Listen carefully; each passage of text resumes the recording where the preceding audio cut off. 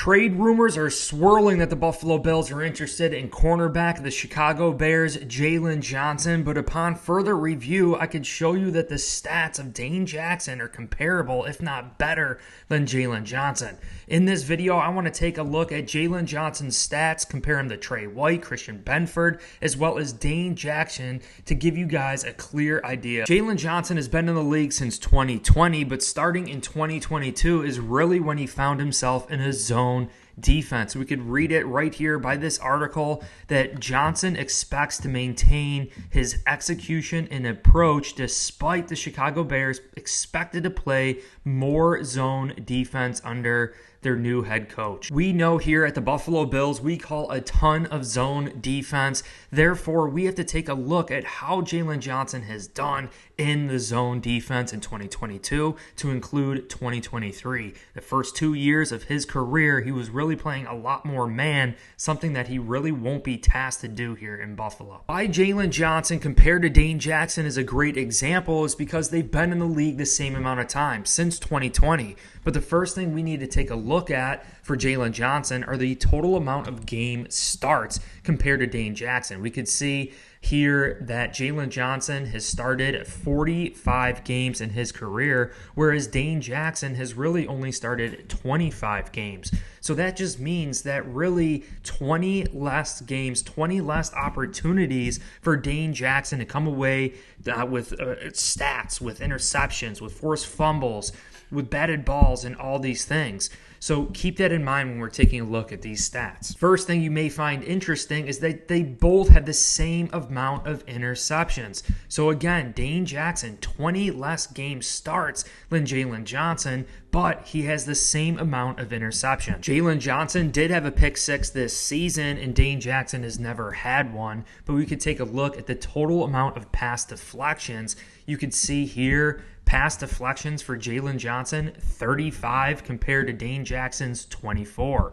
So again, 20 less games for Dane Jackson and 11 less pass deflections. And this is about showing up across the entire stat line. Jaylon Johnson with 3 forced fumbles throughout his entire career. Dane Jackson with 2 forced fumbles throughout his entire career. And again, 20 less games. Jaylon Johnson and Dane Jackson are tied with fumble recoveries, which is also an important element of this team, having a knack for the football, recovering that football, another turnover for this defense. And we also know in Sean McDermott's scheme that we task our cornerbacks to come in and make tackles. Jaylon Johnson here throughout his career has 143 combined total tackles, 114 solo tackles, and Dane Jackson only 2 less total tackles. Dane Jackson 141 combined total tackles and 5 more solo tackles than Jaylon Johnson at 119. Jaylon Johnson does have 4 tackles for loss, whereas Dane Jackson only has 2 tackles for a loss. But do I have to mention it again? 20 less games for Dane Jackson. And before we take a look at Jaylon Johnson versus Trey White's stats and Christian Benford's stats, don't forget what I mentioned at the beginning of this video is that Jaylon Johnson has really been in a zone-type defense in 2022 and 2023, not his entire career. But when you take a look at the stats of Jaylon Johnson, you can see that really 2020, 2021, he had more total tackles, he had more total interceptions. In 2022, he did not have a single interception,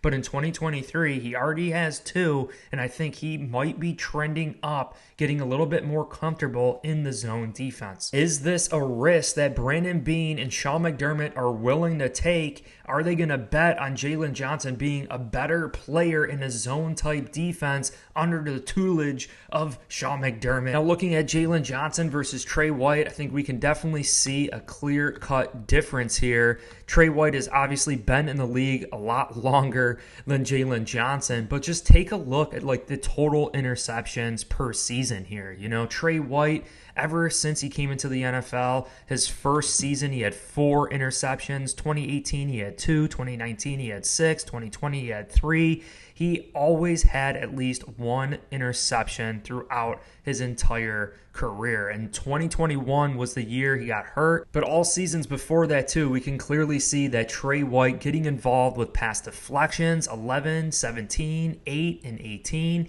He had forced fumbles, 1 in 2017, none in 2018, 2 in 2019, 1 in 2020, and we could also see the fumble recoveries. He had 2 in 2020. He had 2 in 2017. Actually, 1 in 2020 when he only played in 11 games. Jaylon Johnson's highest total tackle was 46.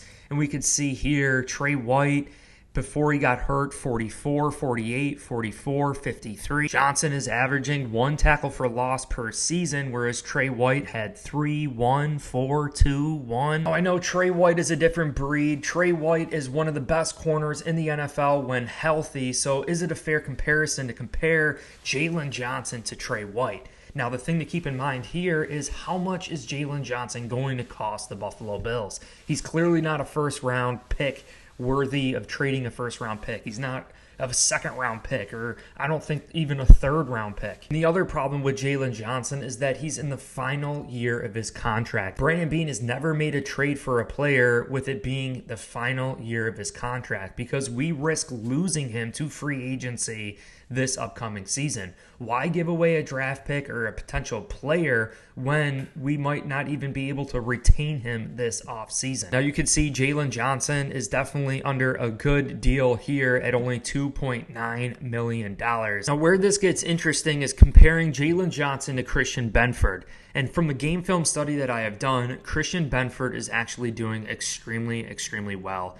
And I really love what Christian Benford presents for the Buffalo Bills. But we have to compare apples to apples. We can clearly see that Christian Benford's only been in the league for 2 years. We could see he's only had 12 game starts compared to Jaylon Johnson's 45 game starts. Benford has 1 interception in those 12 games, whereas Jaylon Johnson has those 3 interceptions in 45 games. When you take a look at the percentages, Jaylon Johnson has a 0.06% interception rate throughout his career, whereas Christian Benford has a 0.08. Jaylon Johnson has a 0.066 average interception rate, whereas Dane Jackson, you would take 1 interception divided by 12 games, which is 0.083% interception rate. So far in 2023, Christian Benford has 5 pass deflections. Jaylon Johnson only has 4. Jaylon Johnson has 18 total tackles so far in 2023, whereas Christian Benford has 22 total tackles. Christian Benford has 3 tackles for loss, whereas Jaylon Johnson only has 1. Now, keep in mind the Bears did have a bye week already. Benford has played 1 extra game so far in 2023. The things I like about Jaylon Johnson is that he definitely has a quick transition step to the football. The things I don't like is that his stats are not as good as the current players that are on the Buffalo Bills team. Plus, I know that Sean McDermott has an extreme eye for talent at the cornerback position.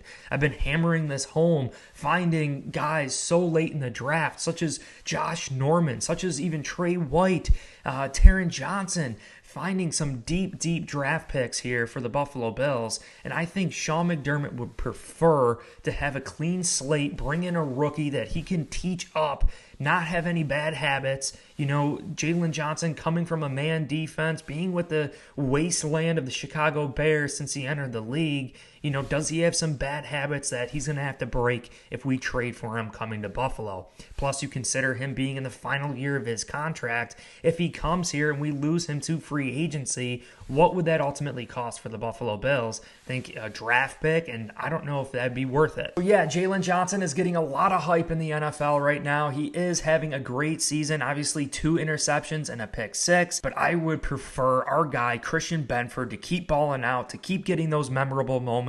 Even Dane Jackson with 20 less game starts than Jaylon Johnson. I think we are going to be just fine. The other point is bringing in a player that's completely unfamiliar with our defense. The learning curve of coming here and having to learn things. We saw it last year with Nyheim Hines on the offensive side, which is a little bit more complicated, I'd say, than the defensive side of the football.